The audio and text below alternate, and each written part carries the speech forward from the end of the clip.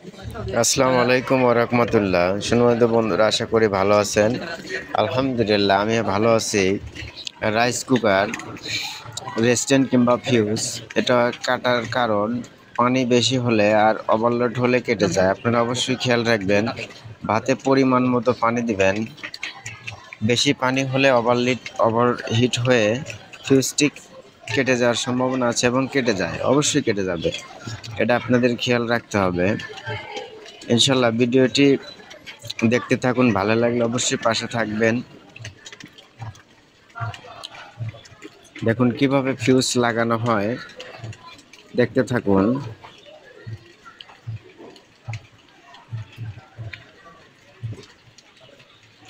আপনারা অবশ্যই ভাতে পানি পরিমাণ মতো দিবেন, না হলে ওভারলোড হয়ে ফিউজ কেটে যাবে। এটা ঘন ঘন সমস্যা হতে পারে, অবশ্যই আপনারা এটা খেয়াল রাখবেন। অনেকে খেয়াল রাখেন না, এজন্য ঘন ঘন রাইস কুকার নষ্ট হয়। ইনশাল্লাহ ভিডিওটি দেখতে থাকুন। দেখুন সংযোগ দিয়েছি, এখন লোড দেব। লাইনটা পুরো এসেছে, লোড দিলে আলো লাল বাতি হয়ে যাবে।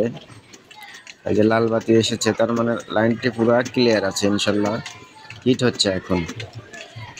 ভিডিওটি কেমন হলো মতামত দিবেন। সুস্থ থাকবেন, আল্লাহ হাফেজ, ভালো থাকবেন।